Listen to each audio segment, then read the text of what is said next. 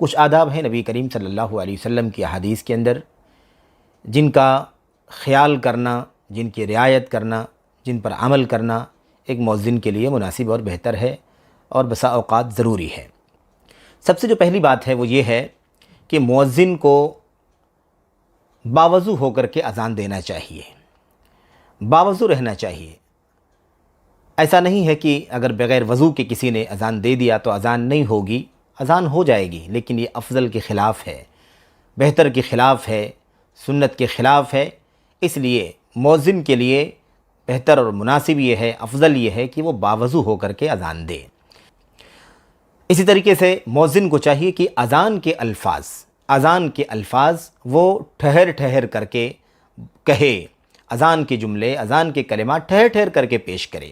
مسلسل نہیں، سردن نہیں، ایک دم ایک دوسرے سے لپیٹتے ہوئے نہیں، بلکہ اللہ اکبر، اللہ اکبر، اللہ اکبر، اللہ اکبر، اس طریقے سے الگ الگ ٹھہر ٹھہر کر کے جملے اور الفاظ ادا کرے۔ اس کے بالمقابل اقامت کے اندر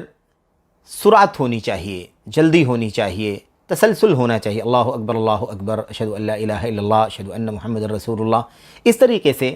اذان کے الفاظ الگ الگ ٹھہر ٹھہر کر کے اور اقامت کے الفاظ ذرا سرعت کے ساتھ، جلدی کے ساتھ، جلدی کہنا چاہیے۔ اسی طریقے سے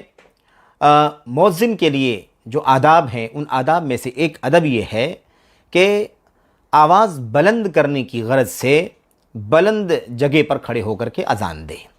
بلند جگہ پر کھڑے ہونا فی نفس ہی مطلوب نہیں ہے، بلکہ اس لیے مطلوب ہے کہ اذان کی آواز بلند رہے، دور تک پہنچے، زیادہ لوگ سن سکیں، تاکہ آسانی کے ساتھ لوگوں کو نماز کے وقت کا علم ہو سکے۔ بہرحال اس پر عمل کیا جائے تو بہت زیادہ بہتر ہوگا، گرچہ کہ آج مائک اور لاؤڈ اسپیکر کی فیسلٹی موجود ہے، لیکن اس پر عمل کر لینا کہیں زیادہ بہتر ہے نہ عمل کرنے سے۔ اسی طریقے سے مؤذن کے آداب میں سے ایک ادب یہ ہے کہ اذان کھڑے ہو کر کے دے، قیام کی حالت میں ہونا چاہیے، اذان کھڑے ہو کر کے دے، قبلہ رو ہو کر کے اذان دے، قبلہ رو ہو کر کے۔ گرچہ کہ آج مائک اور لاؤڈ اسپیکر سے اذان کی آواز پھیلتی ہے، اس کا رخ کسی بھی طریقے طرف ہوتا ہے، ہر طرف کر دیا جاتا ہے، لیکن مؤذن کو چاہیے کہ اذان دینے کے لیے کھڑا ہو تو قبلہ رو ہو کر کے کھڑا ہو اور قبلہ رو اذان دے۔ یہ اللہ کے نبی علیہ الصلوۃ والسلام کی حدیثوں کے اندر موجود ہے۔ حضرت بلال رضی اللہ تعالیٰ عنہ کی نے بھی ایسے ہی عمل کیا ہے، جیسا کہ روایتوں میں اس کی وضاحت موجود ہے۔ اذان کے آداب میں سے ایک ادب یہ ہے کہ مؤذن کو چاہیے کہ اپنی شہادت کی انگلیاں اپنے دونوں کانوں میں داخل کرے،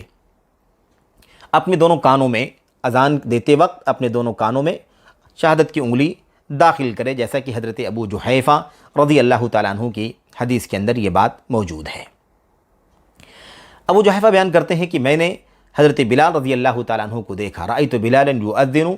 اتتبع فاہ ہا ہنا و ہا ہنا و اصبعاہ فی اذنیہ۔ کہتے ہیں کہ میں نے بلال رضی اللہ تعالیٰ عنہ کو اذان کہتے ہوئے سنا کہ بلال اذان دے رہے ہیں، اتتبع فاہ، میں ان کے منہ کو دیکھ رہا تھا، بہت غور سے دیکھ رہا تھا، یہاں وہاں، یعنی جس طرح سے وہ منہ ہلا رہے تھے اور دائیں بائیں مڑ رہے تھے، اسی طریقے سے میں نے یہ بھی دیکھا کہ ان کی دونوں انگلیاں جو ہیں ان کے دونوں کانوں میں ہیں۔ اس کی حکمت ہمیں معلوم ہو نہ معلوم ہو، ہمیں چاہیے کہ اس کا اہتمام کریں، آج بھی کریں، گرچہ کہ بہت سارے وسائل آ گئے ہیں، تب بھی ہمیں چاہیے کہ اس پر عمل کریں۔ اہل علم اس کی حکمت یہ بیان کرتے ہیں کہ اس کا مقصد یہ ہے کہ آدمی جو اپنی کانوں میں انگلیاں داخل کرے گا تو اس کو خود اپنی آواز کی بلندی نہیں سنائی دے گی، اس کی اپنی آواز اسے ہلکی سنائی دے گی، اور اس وجہ سے اپنی آواز کو مزید بلند کرے گا تاکہ اذان کی آواز دور تک پہنچے۔ اذان کے آداب میں سے ایک ادب یہ بھی ہے کہ مؤذن جو ہے وہ اپنی گردن کو دائیں اور بائیں گھمائے، حی علی الصلاۃ جب کہے تو دائیں طرف اپنی گردن کو گھمائے دونوں مرتبہ حی علی الصلاۃ پر، اور اسی طریقے سے حی علی الفلاح کہتے وقت اپنی گردن کو بائیں طرف گھمائے۔ واضح رہے کہ گردن گھمانا ہے، جسم نہیں گھمانا ہے، یعنی پورے جسم کے ساتھ دائیں اور بائیں نہیں مڑنا ہے، بلکہ صرف اور صرف عنق یعنی گردن کو گھمانا ہے، جیسا کہ نبی کریم صلی اللہ علیہ وسلم کی حدیث بیان کرتے ہوئے حضرت ابو جحیفہ رضی اللہ تعالیٰ عنہ بیان کرتے ہیں، رأیت بلالا خرج الى الابطح فاذن فلما بلغ حی علی الصلاة حی علی الفلاح لوى